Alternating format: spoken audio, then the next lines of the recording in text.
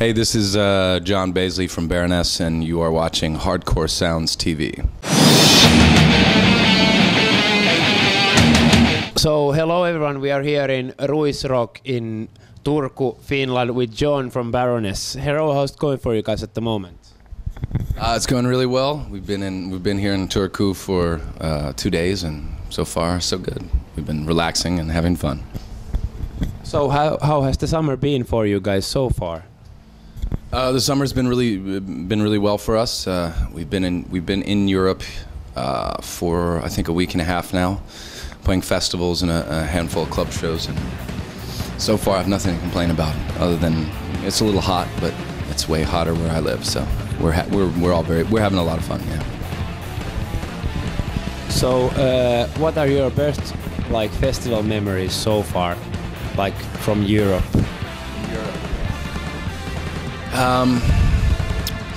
Well, we had a lot of fun the other day at the Ruisrock festival in Nijmegen, Netherlands.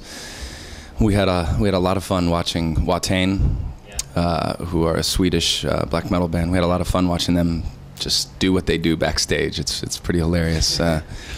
They're I think a handful. We watched them steal a golf cart. We watched them break some things, and we watched people chase them around. And I think we're pretty boring by comparison, so that was pretty fun. So, what made you pick up the instrument you're playing nowadays? When I was young, I've always had this sort of drive to create things, and also in tandem with that, sort of a tendency to create trouble or mischief or whatever. And when I was young and had the potential to get myself into a lot of trouble and do a lot of stupid things that kids do, I had a guitar that kept me sort of sane upstairs, and it kept me probably kept me out of jail once or twice and everything like that. So it's been a passion of mine first and foremost, but it's also been something that I've used throughout the past 20 years to really keep myself level and keep my anxieties and my stress and all the nasty, dark shit that's happening, keep that outside. It's a way to sort of channel that and keep yourself calm and collected. So, which musicians did you look up at that time? What were your main musical influences? At the time where I was becoming impressionable or impressed upon by music, it was around the same time that there was a whole movement happening out in the Pacific Northwest of the U.S.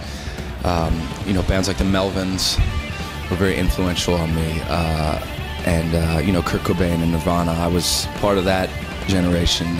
Jesus Lizard has always been a huge favorite of mine, and I was fortunate enough to grow up in an area near where Fugazi and Minor Threat came from. So when I was young, and I lived in the country, mind you, I lived out in the middle of the country in nowhere. I had to drive incredibly far distances to see shows. So I was fortunate when I was young to have gotten to see Fugazi play a few times, and some of the bigger acts that would come through, Sonic Youth and Superchunk and all that kind of stuff was what I grew up on, essentially. So, what's your general opinion about the games, for example, such as Guitar Hero or Rock Band? What do you think about those? I think they're a distraction from real music.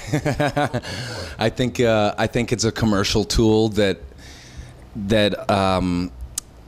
diverts kids with creative tendencies away from what is a real artistic pursuit and towards something which I find annoying and counterproductive. And when I say that, I mean that just because you can score a bazillion points in Guitar Hero, or just because you choose to spend your days sitting in front of a TV with a plastic controller in your hands, doesn't mean you're a musician, doesn't mean you know how to think about writing music. And I think that, oh man, I sound old and just angry about this, but really put it down, pick up a real instrument, and pour yourself into it. Learn how to do something, So you guys will be supporting Metallica on their upcoming Australian tour. I guess you're like pretty stoked about it. Yeah, Metallica was such an important band for me when I was young. They were absolutely the first metal band that I ever fell in love with, and there are a few Metallica records which I can play infinitely. I could play it 5 times a day, and tomorrow I wouldn't be sick of it. And I've been listening to it for 20 years now.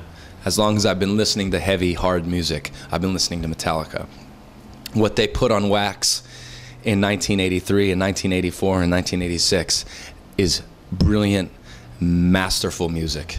And that's what kids should be doing. Learn a Metallica song, because that's what we've all done. We've all learned how to play Fade to Black. We've all learned how to play For Whom the Bell Tolls.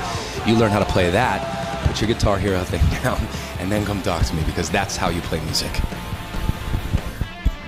So if you guys could gather like a world like dream tour, which 3 bands would you like pick, and where would you like to travel and play? Dream tour.